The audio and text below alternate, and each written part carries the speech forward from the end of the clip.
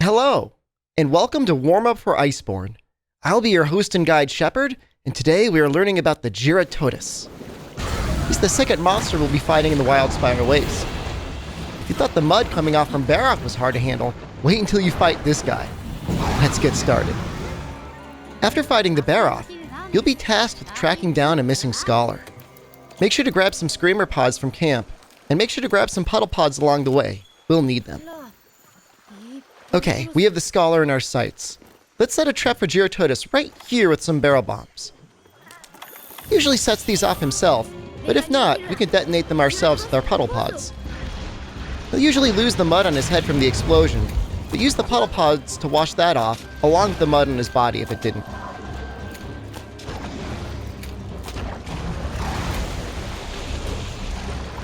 Jyuratodus is very weak to KOs. Not only that, he drops thorn pods all on his own. Load them up on his head, and it's lights out for him.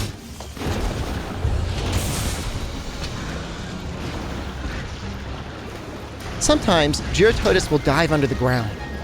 While submerged, we can use those screamer pods from the camp to pop him out and do some heavy damage.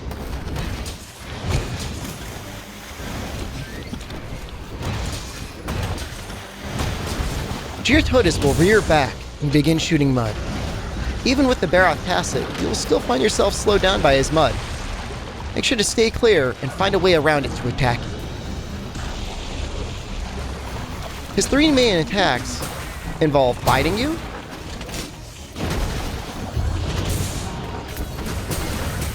lunging at you, or simply spinning in a circle.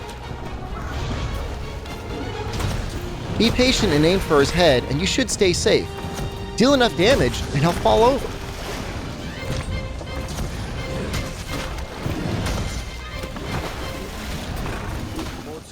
Some Jyuratodus gear or upgrades require Gajal parts. These are the angry-looking catfish that are more than willing to attack you in combat.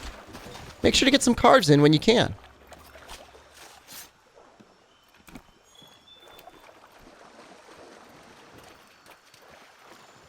Do you remember the wedge beetle the hunter used in the Jyuratodus' introduction?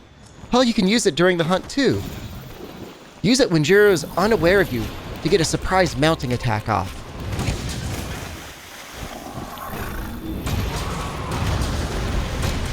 Well, that's it.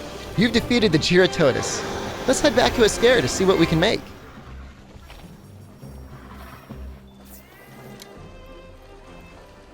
Of all the Jyuratodus weapons, his light bowgun is probably the best upgrade available. Throw a recoil modification on, and it could shoot more spread 2 ammo with less recoil than the great Jagras light bowgun. Nice! Using Jyuratodus parts, we can now make an elemental bow. While water isn't a very powerful element for long, it will be a big help against the next 2 monsters. Consider making it. The longsword doesn't benefit from element much, but again, considering the next 2 monsters we're fighting are weak to water, it may be worth making it if you want to make things a tiny bit easier on yourself. His gun lance is an interesting upgrade, especially if you want to start experimenting with wide shelling. It's got a different playstyle than normal shelling, normally doing a poke shell. Give it a shot if you like. For the armor, the Jyuratodus greaves really stand out. Focus affects many attacks in this game. Great Sword and Charge Blade both really like it, and both bowguns benefit as well. You see, all special ammo types replenish faster with Focus. Other weapon types are affected as well, so feel free to experiment if you think it'll help your playstyle. The Jyuratodus arms gives us 1 point in the Water Attack skill. Water Attack gives us a small boost in water damage, which is especially useful for bows, but if you're using another water weapon, why not give him a shot? Well, that's it for Jyuratodus. Make sure to subscribe, as we'll be releasing a video on every monster in the game. Continuing on with Tobi Kadachi soon. Till next time, this is Shepard, saying good luck and have a good hunt.